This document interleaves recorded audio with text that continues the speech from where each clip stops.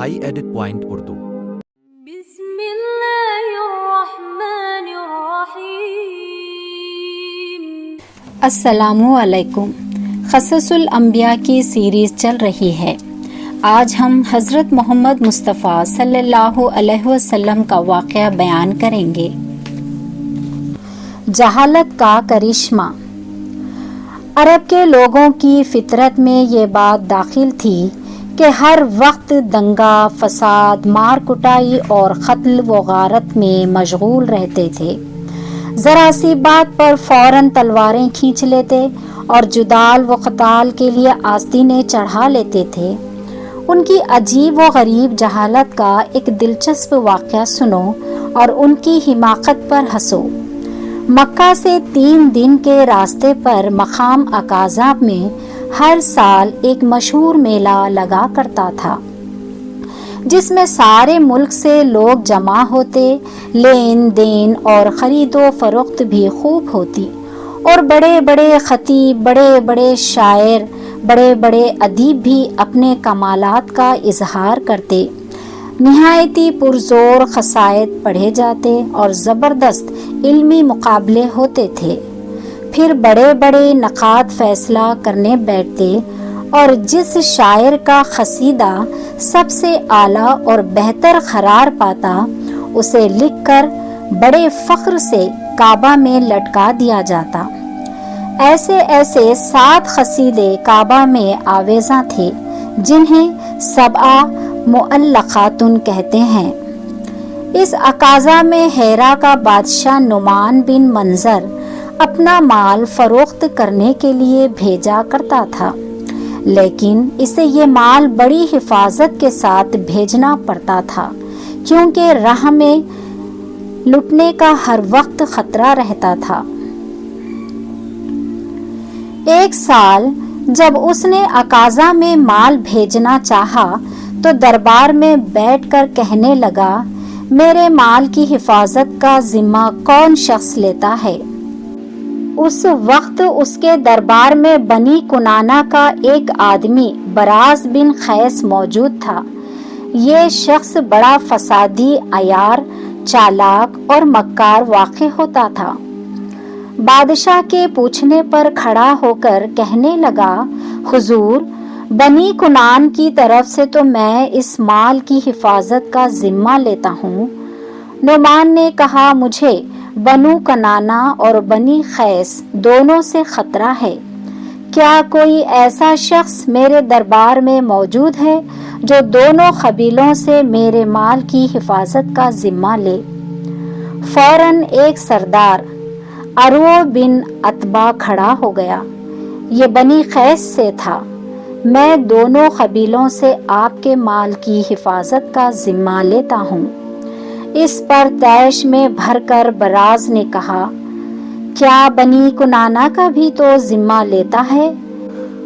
عروہ بولا، بکواس نہ کر، میں نے صرف دونوں قبیلوں سے بلکہ تمام جہان کے آدمیوں سے اس مال کی حفاظت کا ذمہ لیتا ہوں۔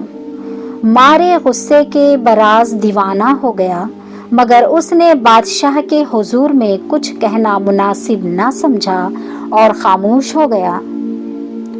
چونکہ عروہ نے مال تجارت کا ذمہ لیا تھا، اسی لیے نعمان نے مال کے اس کے حوالے کیا اور وہ اپنے آدمیوں کے ساتھ سفر پر روانہ ہو گیا۔ براز بھی اس کے پیچھے دربار سے نکلا اور اس طاق میں رہا کہ موقع لگے تو عروہ کا قصہ پاک کر دوں۔ دونوں کا سفر ساتھ ساتھ جاری رہا۔ خیبر کے قریب پہنچ کر وادی تیمن کی تنہائی میں براز نے فال دیکھی کہ عروہ کو قتل کر ڈالنا چاہیے یا نہیں۔ وہ فال دیکھ ہی رہا تھا کہ اتفاقاً عروہ دھمکا اور پوچھنے لگا، کیا کر رہے ہو؟ براز نے جواب دیا، فال دیکھ رہا ہوں کہ تجھے اس دنیا سے چلتا کر دوں یا نہیں، بول تیری کیا مرضی ہے، فال دیکھوں یا نہیں؟ عروہ نے بے پرواہی کے ساتھ ہنس کر کہا، بھلا تیری کیا مجال ہے کہ میری طرف ٹیڑھی نگاہ سے بھی دیکھ سکے۔ اس پر براز نے ادھر ادھر دیکھ کر تلوار نکالی اور بڑی پھرتی کے ساتھ ارواح کے پیٹ میں بھونک دی۔ فوراً ہی اس قتل کی خبر مقتول کے آدمیوں کو ہو گئی۔ وہ قاتل کے پیچھے دوڑے مگر براز خیبر کی طرف فرار ہو چکا تھا۔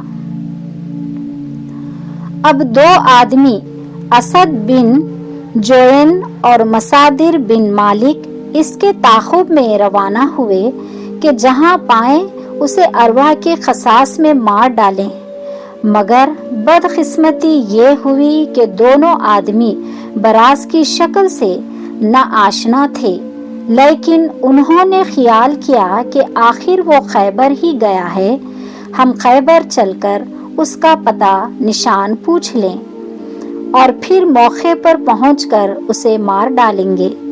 جب یہ دونوں خیبر پہنچے تو اتفاقاً جو آدمی سب سے پہلے ان کو ملا وہ کمبخت براز ہی تھا۔ انہوں نے براز سے پوچھا، میاں کیا تمہیں براز کا کبھی پتہ چلا ہے؟ وہ آج ہی کل میں یہاں آیا ہے۔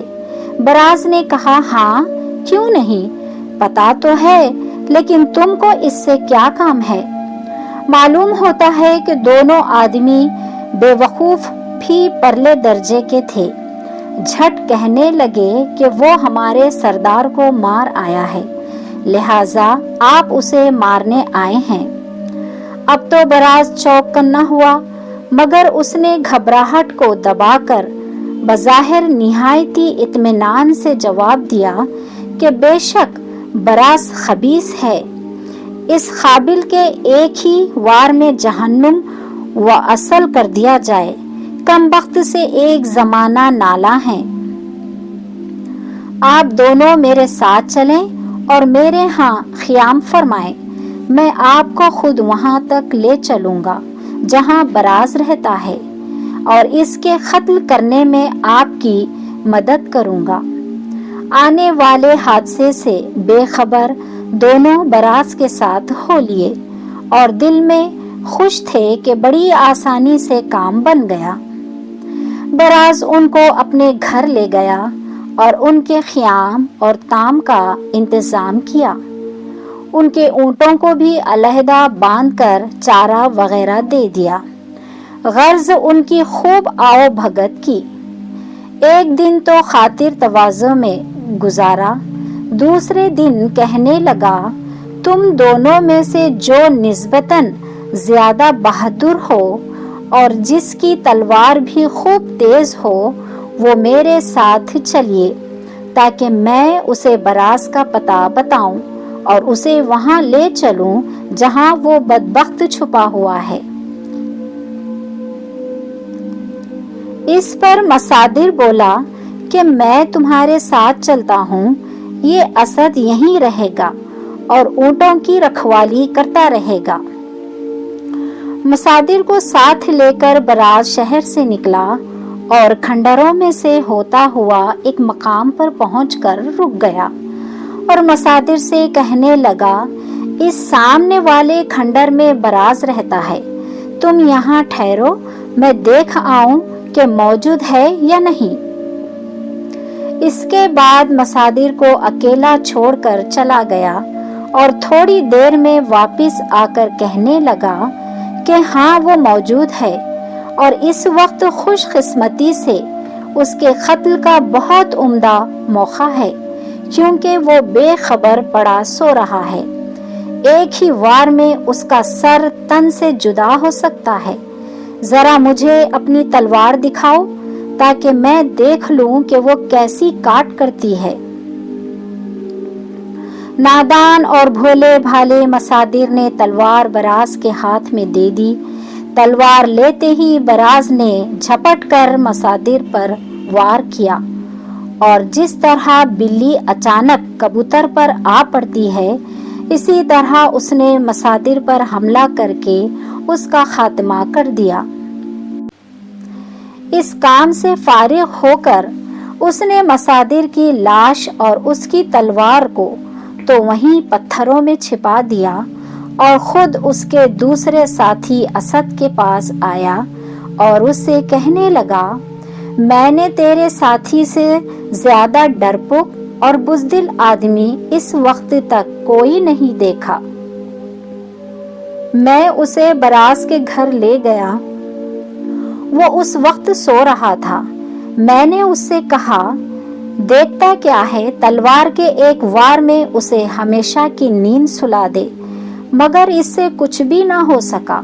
اب میں تجھے لینے آیا، چل تاکہ تینوں مل کر براس کا خاتمہ کر دیں۔ اسد کے ساتھ ہو لیا اور اس کا بھی وہی انجام ہوا جو اس کے ساتھی کا ہو چکا تھا۔ اس کام سے فارغ ہو کر براز اونٹوں کو لے کر مکہ معظمہ روانہ ہو گیا۔ قریش اس وقت عکاظہ کے میلے میں گئے ہوئے تھے۔ راستے ہی میں اس نے ایک آدمی کے ہاتھ قریش کو کہلا بھیجا کہ میں نے عروہ کو قتل کر ڈالا ہے، غالب گمان ہے کہ اس کا بدلہ بنی خیس تم سے لینا چاہیں گے، اسی لیے ذرا ہوشیار رہنا۔ یہ پیغام براز نے قریش کو بدی وجہ بھیجا تھا کہ براز کی قوم یعنی بنی کنانہ اور قریش ایک دوسرے کے عزیز دوست تھے، اور عرب میں عام رواج تھا کہ دشمن کے دوست کو بھی اپنا دشمن ہی سمجھتے، اور اگر اصلی دشمن پر بس نہ چلتا تو دشمن کے دوست کی قوم پر حملہ کر کے جسے چاہتے مار ڈالتے۔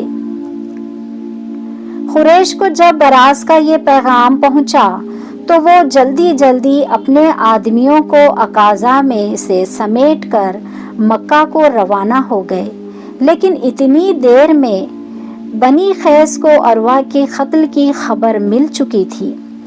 وہ دوڑے کہ قریش میں سے جتنے آدمی مل سکیں فوراً عروہ کے قصاص میں قتل کر ڈالیں، مگر اتنے میں قریش بھاگ کر خانہ کعبہ میں پناہ لے چکے تھے۔ جو شخص خانہ کعبہ چلا جاتا عرب اسے نہیں مارتے تھے، اس لیے بنی خیس الٹے لوٹ گئے، مگر یہ کہتے آئے کہ عروہ کا خون رائے گا نہیں جائے گا، اگلے سال عکاظہ کے میلے پر ہم سے لڑنے کے لیے تیار رہو۔ اب تو قریش کو مجبوراً جنگ کی تیاری کرنی پڑی، چنانچہ دونوں طرف سے پورا سال جنگ کی تیاریوں میں گزر گیا۔ جب دوسرا سال شروع ہوا تو بنی خیس بنی حوازن کو ساتھ لے کر لڑنے کے لیے آ موجود ہوئے۔ یہ مہینہ ایسا تھا کہ عرب اس مہینے میں لڑائی بھڑائی بند رکھتے تھے، مگر بنی خیس نے اس کی پرواہ نہ کی اور جنگ کے لیے کیل کانٹے سے لیس ہو کر آگے قریش مجبوراً میدان میں نکلے۔ ہر فریق جوش و خروش سے بھرا ہوا تھا۔ بڑے بڑے سرداروں نے حلف اٹھائے کہ لڑ کر مارے جائیں گے مگر قدم پیچھے نہیں ہٹائیں گے۔ تھوڑی دیر کے بعد جنگ شروع ہو گئی۔ بڑے گھمسان کا رن پڑا اور نعمان بن منظر کے دربار میں معمولی سی جھڑپ بڑا خطرناک رنگ لائی۔ اتنا کشت و خون ہوا کہ خدا کی پناہ یہ لڑائی جاہلیت کی لڑائیوں میں بڑی خون ریز جنگ تھی اور تاریخ میں حرب فجار کے نام سے مشہور ہے۔ جب دونوں طرف کے بہادر لڑتے لڑتے تھک گئے اور ہزاروں آدمیوں کا صفایا ہو چکا، تب بنی خیس کو اپنی ہار ماننی پڑی اور عروہ کے قصاص سے دست بردار ہوئے اور قریش کی فتح ہوئی۔ مگر صلح اس بات پر ہوئی کہ دونوں طرف کے جتنے آدمی قتل ہوئے ہیں ان کو الگ الگ شمار کیا جائے۔ جس قبیلے نے دوسرے قبیلے کے زیادہ آدمی مارے ہوں وہ زائد آدمیوں کو خون بہا ادا کرے۔ جب مردہ شماری ہوئی تو معلوم ہوا کہ قریش نے بنو خیس کے 20 آدمی زیادہ قتل کیے ہیں، لہٰذا قریش کو 20 مقتولوں کا خون بہ ادا کرنا پڑا۔ اس کے بعد دونوں فریق ٹھنڈے ٹھنڈے گھر کو سدھارے۔ اس جنگ کی بڑی خصوصیت یہ تھی کہ اس میں ابو طالب کا مقدس بھتیجا بھی قریش کے ساتھ تھا۔ اس وقت اس کی عمر 14-15 برس یا بعض روایات کے بموجب 19-20 سال کی تھی، مگر اس بات پر سب تذکرہ نویس متفق ہیں کہ مقدس لڑکے نے اپنے ہاتھ سے کسی شخص کو قتل نہیں کیا، نہ کسی پر تلوار اٹھائی، صرف میدان جنگ میں اپنے چچاؤں کو تیر اٹھا کر لا دیا کرتے تھے۔ یہ تھی پہلی جنگ جس میں ہمارے آقا صلی اللہ علیہ وسلم نے شرکت کی۔ دیکھنے کے لیے ہمارے چینل کو سبسکرائب کریں، لائک کریں اور شیئر کریں۔